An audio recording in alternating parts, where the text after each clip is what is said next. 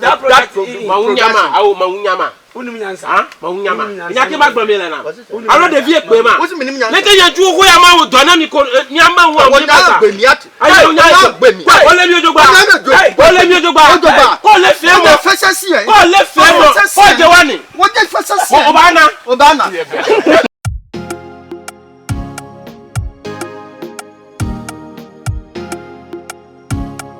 The Game Boy on the beat.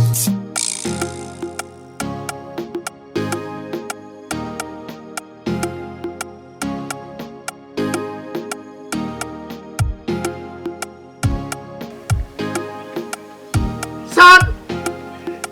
Day 2 and mate. Action. abana si aba Abana se. Ya va wonka. Eyina ahanu ga. Oh, ofo. Cho. Enya cha oh. Yeah. Njo ma cha le nya digalo.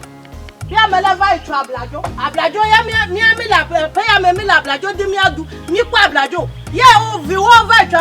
De vi mo o so be nu ya nene. Yo vai tro ablajo be mi wo vai tro ablajo. o vai baba sia Mese.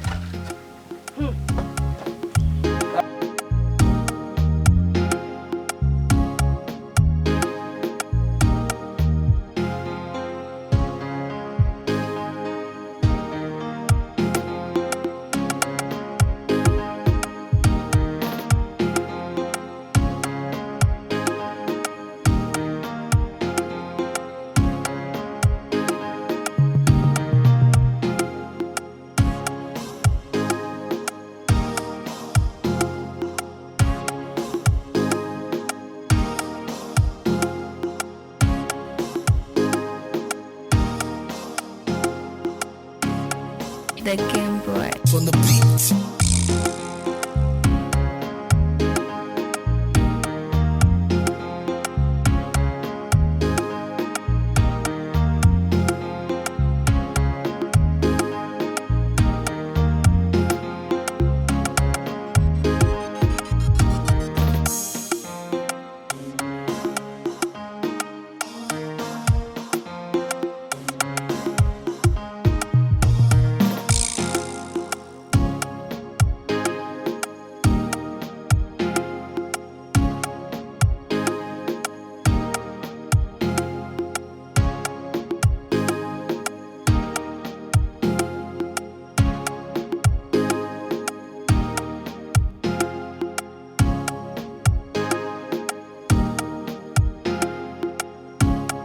The Game Boy On the beat.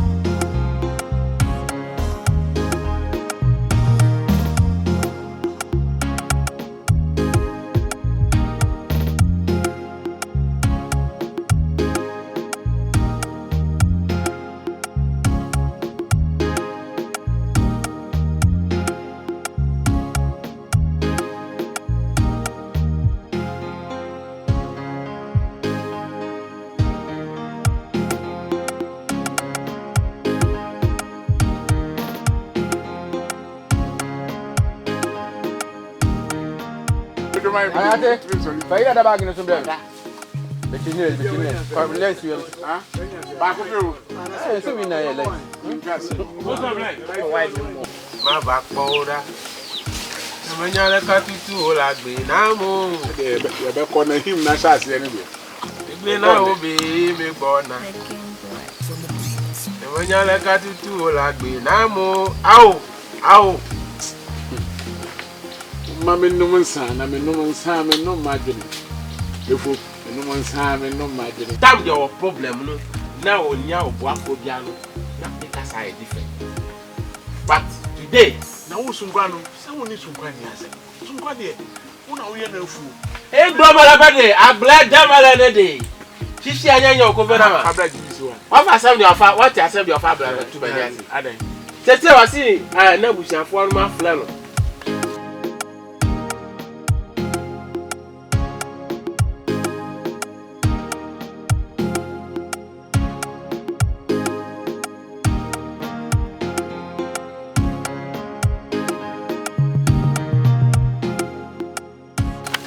Wada. You like your credit. Like your coach. The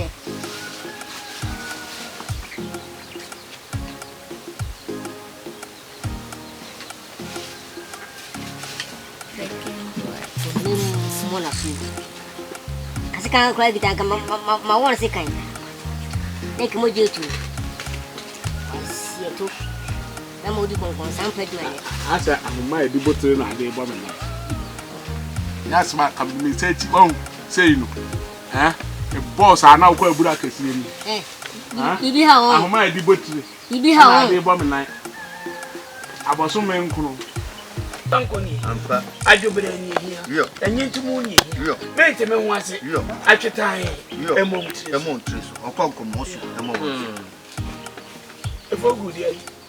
Yeah, the old Diana, my father. I goni. Ensa hin na de so famo. Wo hwie nyina no okene nsa. Me nua ni busa pato. Bema. Say you to yourself there. If you boko. Akwa say there. Na banche na wata ya hwie mu so amaye. Asi we mu odene. Evo.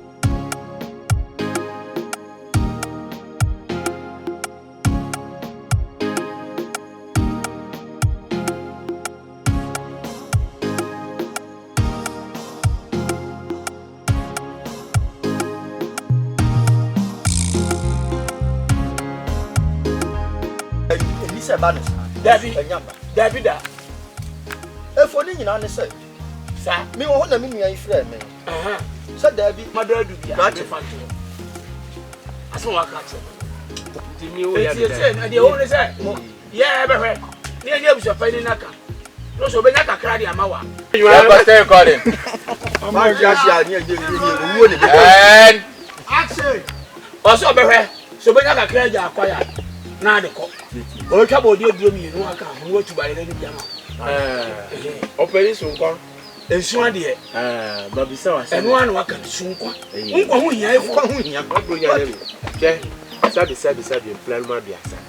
That project maunyama. Unum nyansa. Maunyama. Nyake magba me na. Alo de vie pe ma. Leke yanju ko ya ma wo do na mi ko mi amba wo Wo na gbe mi ati. Ayo nya gbe mi. Ole mi ojogba. Ole mi ojogba. Ko le fe mo. Fese si e. Ko le fe mo. Ko je wani. Wo je fese si. Obana. The Game Boy. On the beat.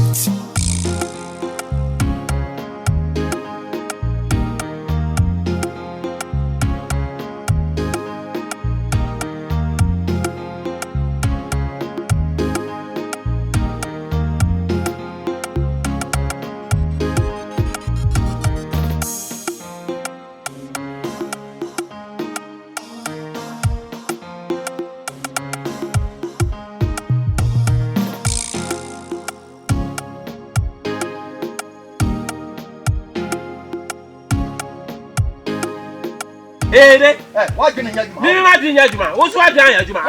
Asam de waka na yama. Oh, bombo wool. That talk to me like that. You know me?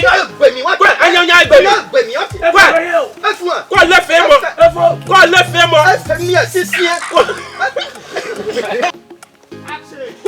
Ko le mi. Ko le fe mo. Ko mi mo ba na. O kan le je famous sisian. Come on, famous sisian. Ani ya jajo. Jaja me. Wo. Ajaja wa ya no. Ma felu ba. Ma felu. Wo ni me e kasa mo. Hey. Look at.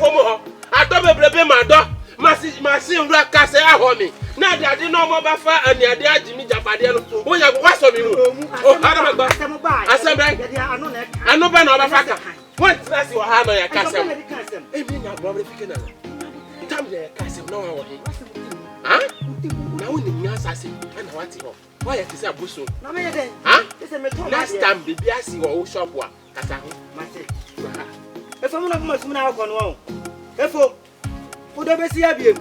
Efule ke onko aba ha menje wo. Okay, thank you. On the beat.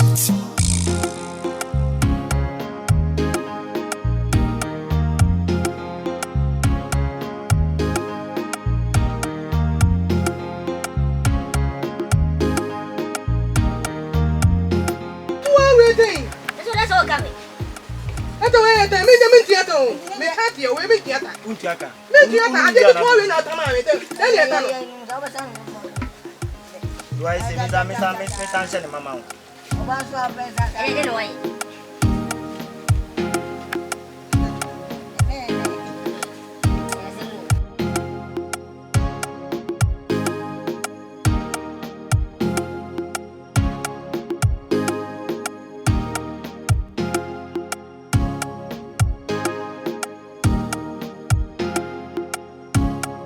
The Game Boy. On the beat.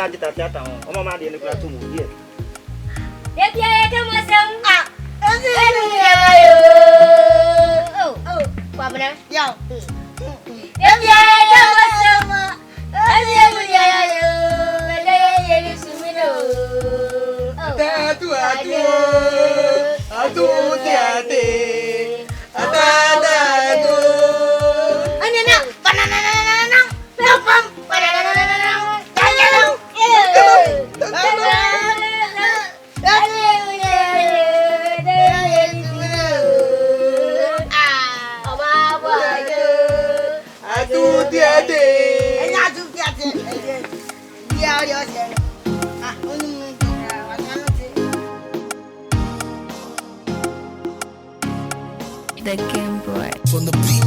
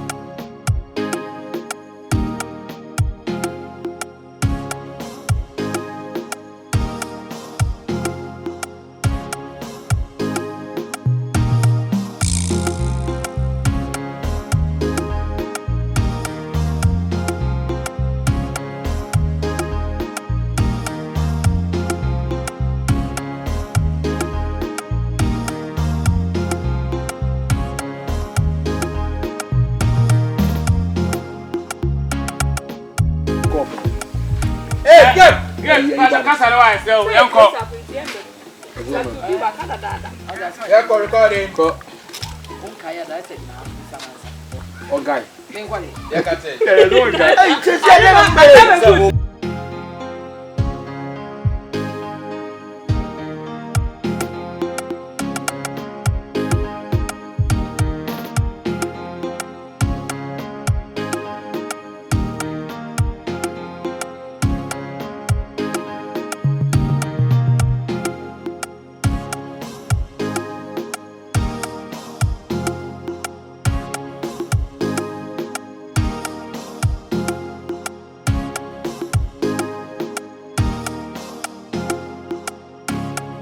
The game